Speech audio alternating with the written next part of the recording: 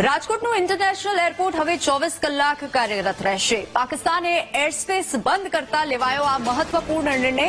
Medical અને technical emergency landing માટે રાજકોટ એરપોર્ટનો ઉપયોગ કરવામાં આવશે. એરલાઇન્સ દ્વારા સરકારને અપીલ કરાતા આ મહત્વપૂર્ણ નિર્ણય લેવાયો છે. એટલે કે રાજકોટ ઇન્ટરનેશનલ એરપોર્ટ હવે ટેકનિકલ અને ઇમરજન્સી લેન્ડિંગ માટે ઉપયોગ લેવામાં આવશે.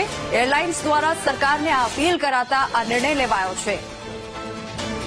મેડિકલ અને ટેકનિકલ ઇમરજન્સી લેન્ડિંગ માટે રાજકોટ એરપોર્ટનો ઉપયોગ કરવામાં આવશે. પાકિસ્તાને એરસ્પેસ બંધ કરતા આ નિર્ણય લેવામાં આવ્યો છે. હવે જેટલી પણ ઇમરજન્સી ફ્લાઇટ્સ છે તેનું લેન્ડિંગ રાજકોટ ઇન્ટરનેશનલ એરપોર્ટ પર કરવામાં આવશે. રાજકોટનું ઇન્ટરનેશનલ એરપોર્ટ હવેથી 24 કલાક માટે કાર્યરત રહેશે, ઉપયોગમાં લેવાશે.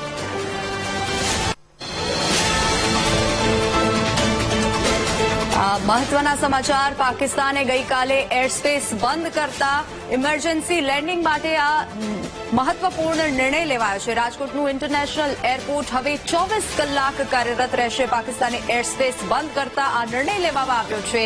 આ મહત્વપૂર્ણ સમાચાર અત્યારે હાલ પ્રાપ્ત થઈ રહ્યા છે. મેડિકલ અને ટેકનિકલ ઇમરજન્સી લેન્ડિંગ માટે રાજકોટ આંતરરાષ્ટ્રીય એરપોર્ટનો ઉપયોગ કરવામાં આવશે. એરલાઇન્સ દ્વારા સરકારને અપીલ કરાતા આ નિર્ણય લેવામાં આવ્યો છે.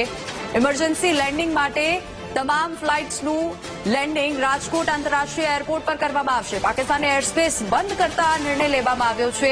ગઈકાલે પાકિસ્તાને શિમલા કરાર રદ કર્યો હતો અને સાથોસાથ એરસ્પેસ પણ બંધ કરવામાં આવ્યું હતું. એટલે જે પણ ફ્લાઇટ્સની અવરજવર છે તે બંધ કરવામાં આવી હતી. હવે જેટલી પણ ઇમરજન્સી ફ્લાઇટ્સની લેન્ડિંગ થશે તે રાજકોટ ઇન્ટરનેશનલ એટલે કે રાજકોટ આંતરરાષ્ટ્રીય એરપોર્ટ પર કરવામાં આવશે. અને આના અનુસંધાને રાજકોટ ઇન્ટરનેશનલ એરપોર્ટ હવેથી 24 કલાક માટે કાર્યરત રહેશે.